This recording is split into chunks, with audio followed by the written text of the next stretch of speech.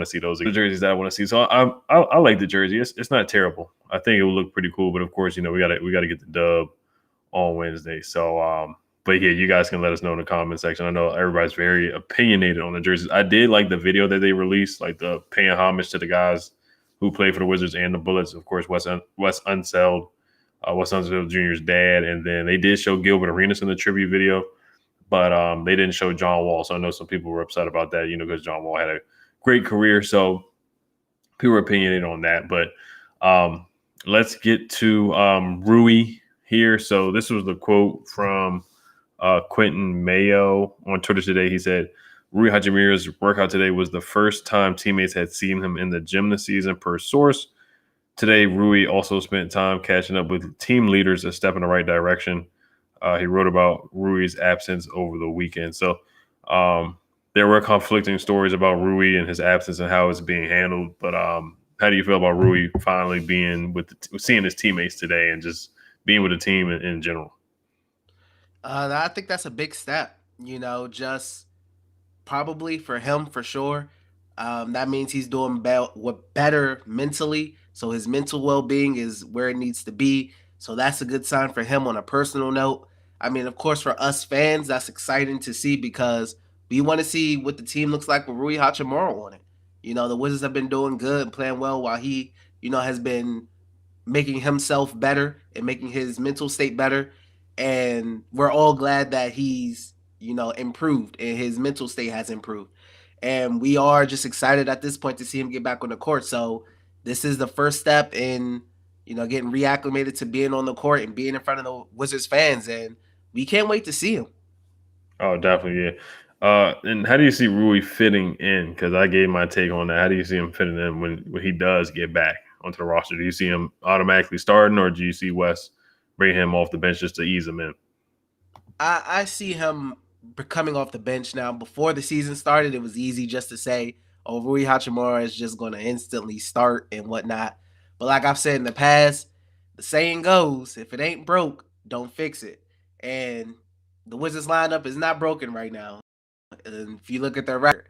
So, and especially with being so many games in, well, not, but being a decent amount of games in right now, and just the lineup seeming to mesh really well, is nothing wrong with, especially for say, who knows how long Davis will be out with the sprained ankle. Sometimes those can linger. So it's nothing wrong with Rui Hachimura coming off the bench to get his feet wet. Not too much pressure on him to come in and have to start and have to instantly just produce really good numbers. You can bring him in off the bench, and if you feel like in the future it's best if he hops into that starting lineup, you can move on from there. But I think with the depth that the Wizards have, you're in a position where you can slide Rui in off the bench and ease him into the game. Yeah, I'm with you there too. I think right now the chemistry is what's most important. If Kuzma's playing well and still rebounding, and KCP's hitting his threes and playing defense, I don't think you want to mess that up right now. Just ease Rui in, and I think he'll get comfortable. And I do want to see him and Kuz play together. And then, of course, it's not always about him starting. It's just about rotation and matchups and who finishes the games. I want to see Kuz and Rui play together. Both guys are, 6'9", 6'10", and that both have long wingspans. So I am intrigued to see them play together. Same thing with Bradley Beal, Dinwiddie. So, but I would definitely bring him in and ease him in. I don't want to mess up what we got going here. We're 5-2. But it takes time to find chemistry, and like Kuzma said, it could be 20 games in, but we're ahead of pace right now. So I would keep it with what we got going right now, and then throw Rui in there. I think Rui will adjust, and then eventually, probably because they said he's going to be back by mid-November or late November. So I think by the time we get to January, he probably would work his way back into that starting role and getting back in shape. But we do want to get to Davis Bertans, the injury that he sustained in the game last night, and who we think would step up, and who's going to step up in his absence, and then we'll get to the power rankings. But before we do that, I just want to thank you guys for making Locked On Wizards your first listen every day. We are free and available on all platforms. This episode is also brought to you by Prize Picks. Prize Picks has the best NBA DFS prop game on the market. It also offers more NBA props than any other DFS prop operator, and offers all the superstar players as well as bench players, only recording a handful of minutes each game. Have you heard about Prize Picks? Prize Picks is daily fantasy made easy. I love this. I know you will too. All of our users that deposit and use your promo code will receive a 100% deposit match up to $100. Just be sure to use promo code NBA. You pick 2 to 5 players and an over under on their projections, and you can win up to 10 times on any entry, and it's just you versus the projected numbers. Prize Picks allows mixed sports entries. You can take the over on LeBron and combine with the under on Pat Mahomes on the same entry. Use the award-winning app on both the App Store and Google Play. Entries can be made in 60 seconds or less. It's that easy. Prize Picks is safe and offers fast withdrawals. Don't hesitate. Check out prizepicks.com and use promo code NBA or go to your app store and download the app today. Prize Picks is daily fantasy made easy. All right, so Davies, went up for a dunk. We don't see him do that a lot. And the one time he tries to go for a dunk, he sprains his ankle. So who do you see stepping up with Davies Bertans being ruled out for tomorrow for the Hawks? Who do you see getting more playing time in his absence? I would say I think Corey Kispert, his playing time increases. Not saying it's going to go to like 20 plus minutes a game, but I do think he'll get a little bump in playing time. And you may see a couple different guys get more minutes. I think you could see possibly Denny Avdia get more minutes. You could see Kyle Kuzma be on the floor a little bit more. It's a opportunity for some guys who's already getting minutes for their minutes to increase. It's some guys who we would like to see on the floor more, like Denny or Corey Kispert, because I don't see an Isaiah Todd getting minutes really, etc. So I think Kyle Kuzma, Denny Avdia, Corey Kispert, um, and then like if Rui Hachimura comes back and Davies is like still the injuries like lingering on and things like that all comes into effect. So those guys are some guys I'm looking at right now to see the minutes increase.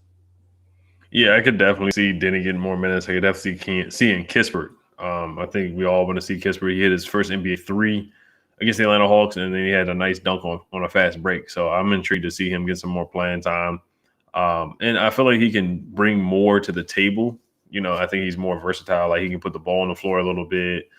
He can create. He can drive the basket a little bit more. I think he's a better finisher than what Davies is, and he's not just one dimensional, just a shooter. So I'm intrigued to see him get more playing time. And then I was intrigued by what we saw from Denny against the Atlanta Hawks. He had his best offensive game by far. So if he could get more playing time and get more comfortable and get more in a rhythm, I think that the better that he'll get. But Davies was clutch some games. He was clutch in that Pacers game for sure. He hit a huge three, a step back three. And I think we could definitely use him. But I am interested in seeing some other guys getting more of a chance and getting more of a rhythm tomorrow night against the Toronto Raptors. So, but let's get into these power rankings. The power rankings were very interesting. I thought, in my opinion, the Wizards kind of got some respect. I think a lot of people felt like the Wizards got disrespected here in the NBA power rankings. The power rankings came out over the weekend. Also, if you didn't know, Spencer Dinwiddie got votes for Eastern Conference Player of the Week. Also, Montrezl Harrell got votes for Eastern Conference Player of the Week. They didn't end up winning it. Jimmy Butler ended up winning Eastern Conference Player of the Week, but just the fact that guys got nominated was pretty cool to see. I think Bradley Beal got Eastern Conference Player of the Week a couple times last year. But the Wizards came in 12th out of the power rankings. What was your reaction to that? Do you think that was a little too high or a little too low? How do you feel about that? I mean, when you look at the teams that are in front of them, some you can make a case like the Hornets were in front of them. They were at 11. Mm-hmm. You can make a case that the Wizards could be up there ahead of them. Like the Bucks, they're struggling, but still, the Lakers, yeah, they're struggling, but I can still understand that. Nuggets, say 76ers, the Nets, and then you go to the Chicago Bulls, which I feel like they're at 5, and the Wizards are at 12, and the Bulls they did beat. I mean, it's tough. I feel like the Bulls and the Wizards aren't like it hasn't been that crazy of a gap to where the Bulls you would say are 5 and the Wizards are all the way down at 12.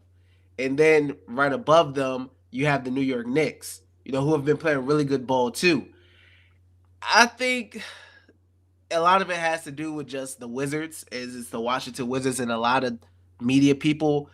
are still iffy on their start right now. It's like, yeah, they're playing good ball right now, but how I feel like this is conservative by them. It's like they want to see if the Wizards sustain this level of success right now.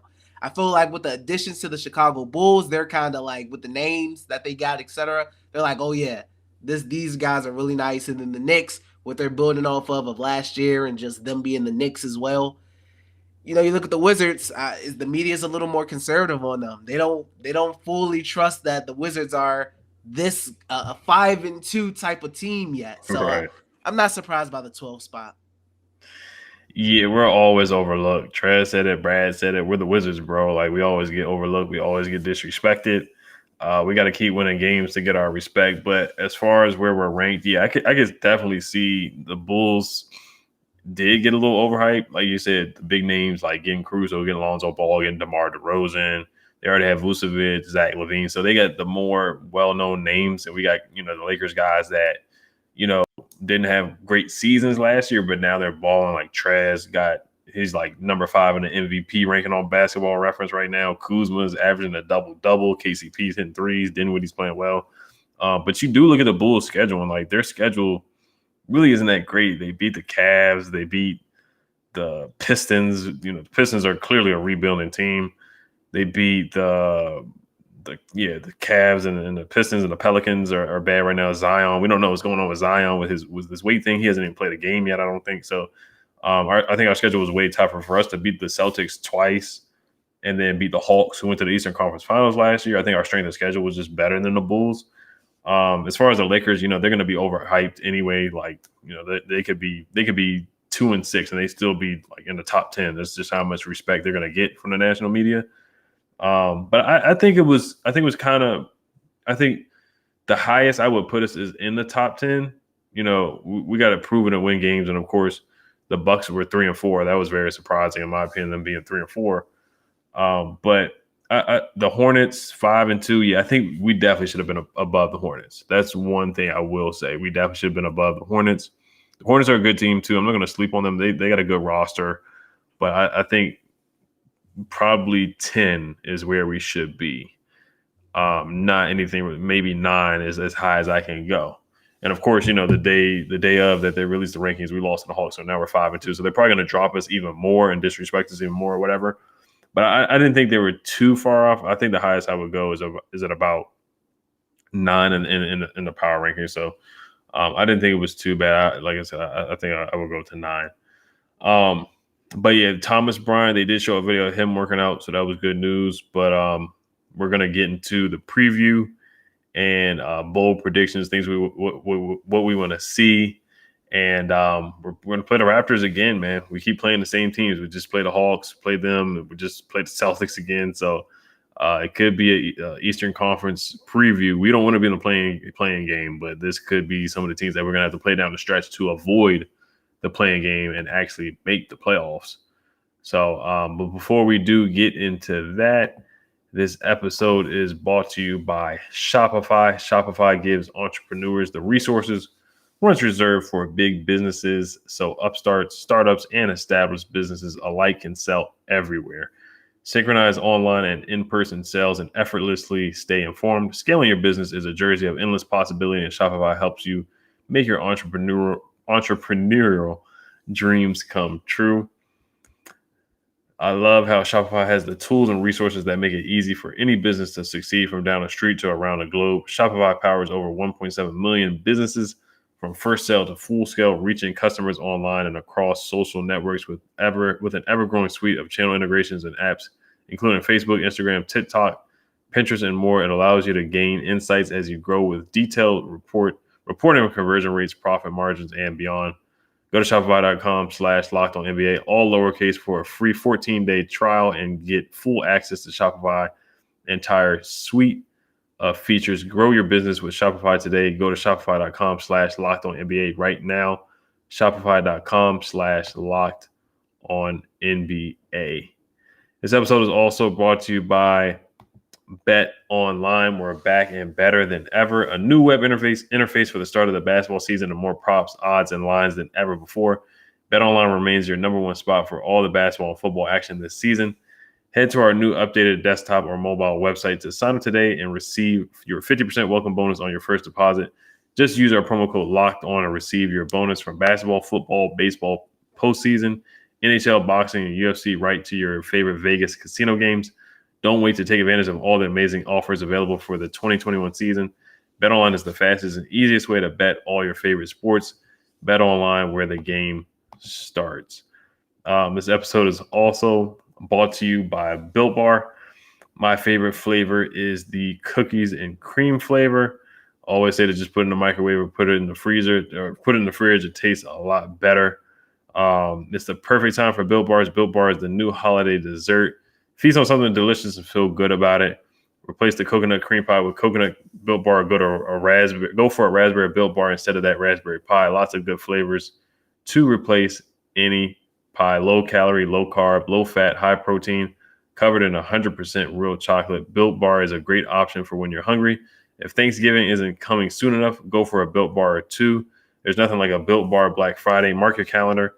Black Friday will be a huge event with all sorts of surprises. Go to Built.com, use promo code LOCK15. You'll get 15% off your order. Use promo code LOCK15 for 15% off at Built.com. All right, so let's get into this preview here. We got an opportunity to go 6-2. The Raptors are 5-3. They are no slouch. They had a good game. They beat the Knicks last night. OG Anunoby had 36. How are you feeling about this game come up? What's your key predictions, or what are some things that you want to see us improve on from the loss against the Atlanta Hawks? Once again, like I said, against the Hawks, make sure you keep the fouls down. The Hawks shot 29 free throws. The Toronto Raptors should not be shooting 29 free throws against the Wizards. They shot 14 free throws against the New York Knicks. I mean, obviously, you got to watch out from the three-point line. OG Anunoby, he's shooting a lot of threes this season.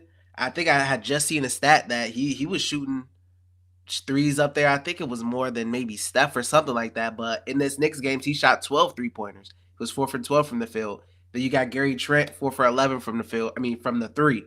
So you got to watch out, as always. Van Vliet, he can kill you and get hot from three. Gary Trent can get hot from three. And OG, he's not afraid to pull the three-pointer this season. So protect the 3-point. They kind of was iffy with that against the Hawks. The Hawks kind of got hot with Gallinari from three. So you got to make sure you don't let anybody on the Raptors get hot from three. Continue to be good from the 3-point line, defending the 3-point line. Keep the fouls down.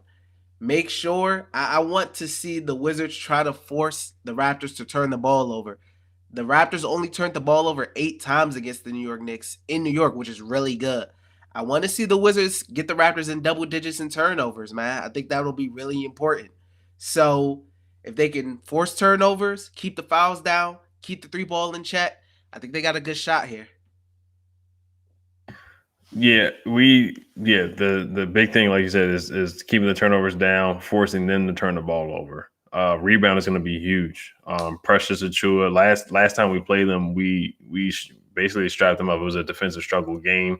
That was the best defense that we've ever seen the Wizards play in like the last 3 years. And we kept them 100 points. At 100 points, I want to say we kept them to, it was like a crazy first half where they only scored like 30 points. We sent Drake home. Montrezl Harrell had a great game. Although it was a balanced attack. We didn't shoot the ball well either. Bradley Beal didn't have a good shooting game, but we still came out there and won a defensive-minded kind of game. So rebounding, that's something that we didn't do well against the Atlanta Hawks. So we got to win the rebounding battle. Defending the 3-point line. We let the Hawks get wide open threes. Gallinari, Bogdanovic. We cannot let Fred Van Vliet get open looks. We cannot let Gary Trent Jr. get open looks. Same thing with Anunoby. They got some guys that can score. Even Siakam's not playing. They're still a scrappy team. They still play hard. They're a well-coached team with Nick Nurse. And they're going to be looking for revenge too, just like the Hawks were. Ball movement. Got to get more ball movement. I thought we were stagnant. I think the scouting report is out on the Wizards now, is to just pack the paint and dare Bradley Beal to shoot threes. Dare, Kyle Kuzma did hit some threes the other night, but just to dare us to hit threes. They know Trez is not a threat from the 3-point line. Daniel Gaffer's not much of a threat from the 3-point line. So they're just going to pack in the paint and play zone against the Wizards. We got to learn. We got to move the ball more and not have, a lot of ISO heavy ball. So we got to pick our spots when we do drive to the basket, and just, run Brad off some screens, pin downs, get him off ball more. Like I said, once again, more ball movement. Brad's just got to shoot the ball better. Right now, he's shooting 22% from the three. We know he's a lot better. He's a way better shooter than that. He's more capable of shooting like 37% from the field as well. He's getting open looks. They're gonna fall. So for him, he just needs to keep shooting it, but just not force it at the same time. Keep being aggressive. We got to get to the free throw line, like you brought up earlier. The Hawks shot 29 free throws. It's got to be the other way around for us. We got to be the ones attacking and getting to the basket and getting to the free throw line and knocking down our free throws. So, what's your bold predictions? And I guess we'll get a score prediction for this one too. A note just before I get to the bold prediction, like the first time the Wizards played the Raptors turned the ball over 19 times and only shot 21% from the field. Mm-hmm. Even though the Wizards turned the ball over 21 times, which isn't good, and only shot 19% from three themselves, they still came out with a 98-83 win. So, like I said, turnovers, defending the 3-point. The Raptors shot 22 free throws in that game. So if you can lower that, that's even better. The Wizards should win this game. The Washington Wizards are the better roster, I feel like, and I feel like they're the better team right now. They should win this game. My bold prediction is Bradley Beal has 10 plus free throw attempts. I feel like he has 10. Time. Yeah, I'll say I'll go with the Bradley Beal free throw attempts. See if we can hit it this time. I'll go 10 plus free throw attempts in this game. And I think the Wizards win in a little, definitely won't be 98-83. I'll say something like 108 to 102. 108 to 102. Okay. Yeah, I'm looking at the box score too. Svi Mahaluk. I'm probably butchering his last name. He went to Kansas University. He had 15 points, so he might be an X factor for them. So I'll watch out for him. He went 2 for 4 from the 3-point line. Gary Trent. I'm looking at the box score from the Knicks game when they beat the Knicks last night. Gary Trent Jr. had 26. OG had 36. Fred VanVleet had 17. So their bench didn't really step up. Chris Boucher and Matt Flynn and Sam Decker didn't play. Isak Bonga didn't play last night. So they don't really have a lot of depth. So our bench is going to be important in this game too. Raul Neto, Aaron Holiday, Denny. We're going to need Denny to step up. Like we talked about before, Corey Kispert is going to have to step up with Davies not being available. Also, Gafford has to play defense without fouling. That's going to be huge for him. Him getting more minutes, getting his win under him. My bold prediction, I kind of have two, so I'm going to go with always have my backup one just in case my first one's a flop. I'm going to go with Gaff, double-double, 4 blocks. And then I'm going to say Kuz has 27 points and 11 boards. I got him going with a double-double. And I think we should win this game. I really do. I think we should win this game. We just got to shoot the ball better and move the ball. If they pack the paint in, you're just going to have to work harder for shots and move the ball. And Wes Unseld Jr., I think he's going to make adjustments learning from that Hawks game.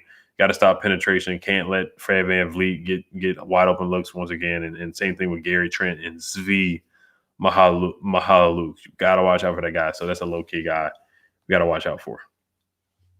Yeah, definitely.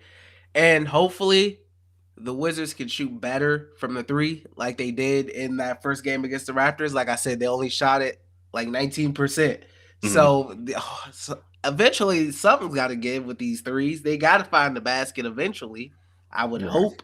Like you said, teams are switching the zone and packing the paint, daring guys to shoot, daring Bill to shoot, etc. Daring Denny to shoot, Kuzma to shoot. They got to start hitting these open threes because they're there. They're open. They just haven't been hitting them. Right. Yeah, it's interesting because Brad said, he wanted to shoot more threes this year and shoot deeper threes. But, of course, he's been struggling. But, he's just got to get out of that slump. And I think he'll bounce back. But I think the Wizards should win. But before we do head out, this episode is brought to you by McDonald's, proudly serving communities since 1965. It's a place where friends and family can come to reconnect, a place where classmates can meet up for a study group, knowing they'll have dependable Wi-Fi and endless supplies of French fries and McFlurries. Win or lose, it's a place where teammates, competitors, the home team, or the away team can come to recharge. It's the place you always look forward to stopping on a long road trip to rest your legs and refuel, or even just watching a big game. Watching the game tomorrow night, you can stop at McDonald's. They got free Wi-Fi, so when you need to get work done, you can stop at McDonald's. So head to your local McDonald's to refuel and reconnect. Did somebody say Locked On Wizards watch party? I'm loving it. Just want to thank you guys for listening. Make sure you guys check out Locked On Fantasy Basketball with Josh Lloyd. He hosts the #1 daily fantasy basketball show on the planet. It's free and available on all platforms. So I just want to thank you guys for checking us out tonight. Hail to the Wizards. Peace. Peace.